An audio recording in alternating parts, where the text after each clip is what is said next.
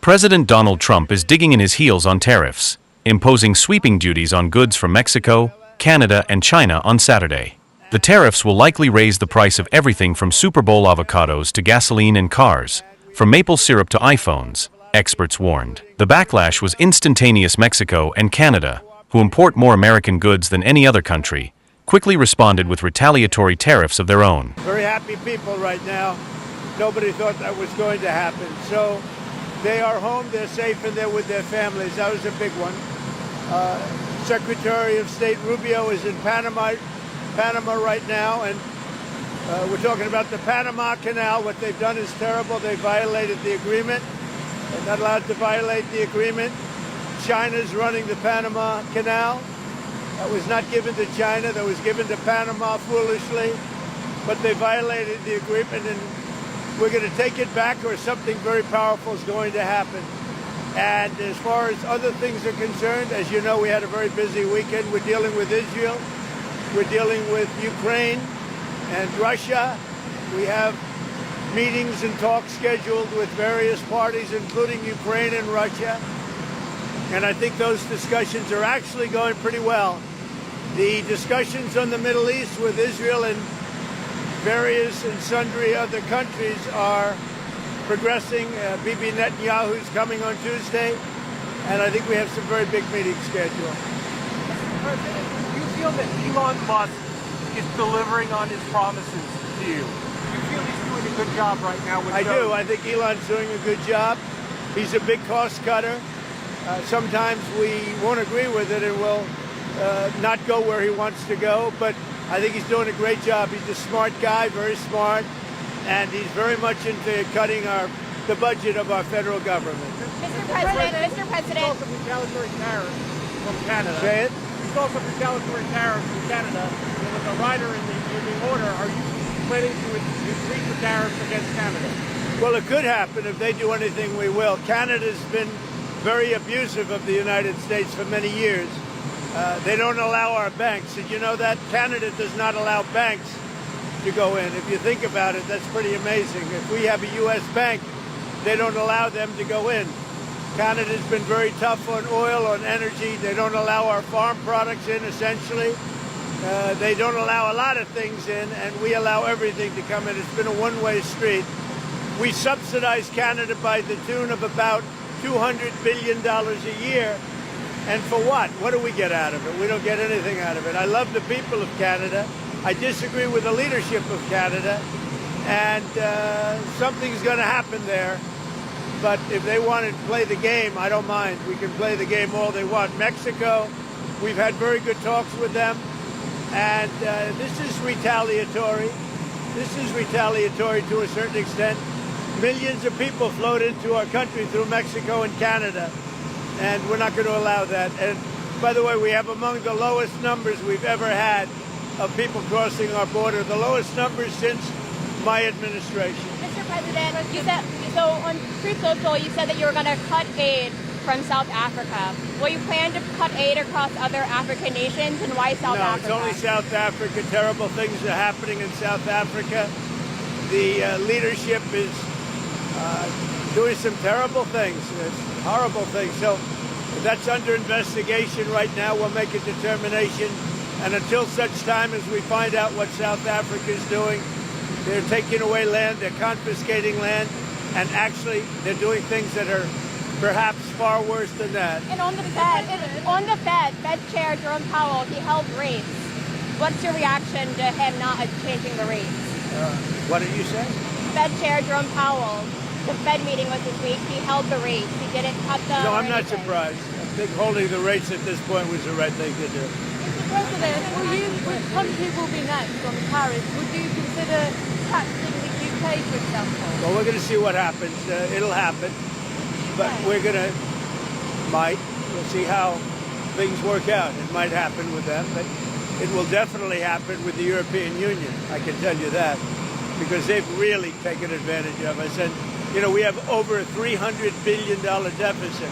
They don't take our cars. They don't take our farm products. They take almost nothing. And we take everything from them. Millions of cars, tremendous amounts of food and farm products. So the UK is way out of line, and we'll see the UK, but European Union is really out of line. UK is out of line, but I'm sure that one, I think that one can be worked out. But the European Union it's an atrocity, what they've done. Prime Minister Starmer wants a closer relationship with the EU. So Well, Prime Minister Starmer has been very nice. We've had a couple of meetings. We've had numerous phone calls. We're getting along very well. And we'll see whether or not we can balance out our budget. With the European Union, it's $350 billion deficit. So obviously something's going to take place there. for the European Union, what's the timeline? And are you thinking along the line 25%? With who? With who? The EU, how much? I wouldn't say there's a timeline, but it's going to be pretty soon.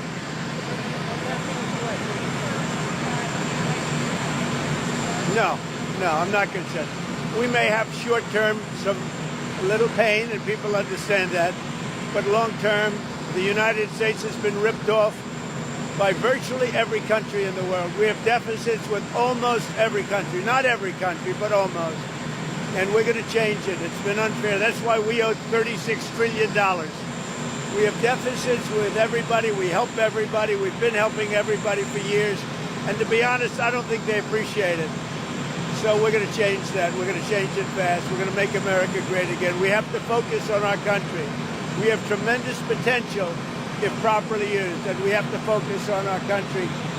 Tremendous deficits with China, tremendous deficits with the European Union, tremendous deficits with Mexico and Canada. And why? What's the purpose of that? Why would we have deficits?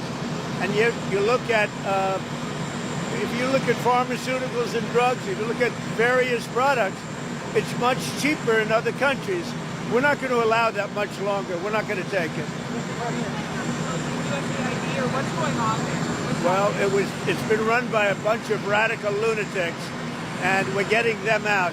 USAID, run by radical lunatics, and we're getting them out, and then we'll make a decision. Mr. President, have you spoken with anyone from Canada or from Mexico since you opposed? I've spoken with people from Canada. I've spoken with people from Mexico, and I've spoken to a lot of other people too.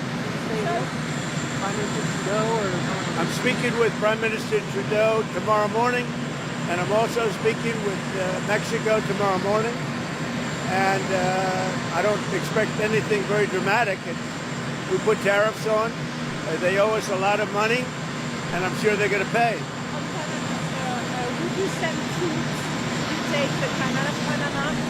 About what? The Canal of Panama. Would you send US troops? I don't think troops will be necessary in Panama. What Panama has done is terrible for national security for this part of the world. And, 70% of the signage on the Panama Canal was written in Chinese. That's not right. So it wasn't meant for China. It should have never been made. The deal was a ridiculous deal.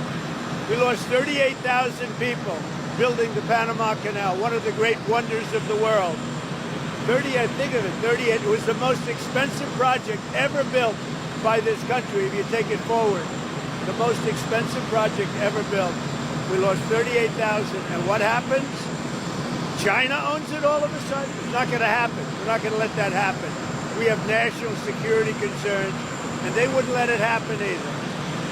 Mr. President, what does Canada and Mexico need to do for you to lift the tariffs? What specifically do you want? They'd have to balance out their trade, number one. They've got to stop people from pouring into our country, and we've stopped it. They haven't stopped it. We've stopped it. They have to stop people from pouring in, and we have to stop fentanyl, and that includes China. Fentanyl has killed, this year, at least 200,000 people. It's pouring in from China through Mexico and Canada, and they've got to stop it. And if they don't stop it, the tariffs are going to get worse, a lot worse. Mr. President, I'm going to the border.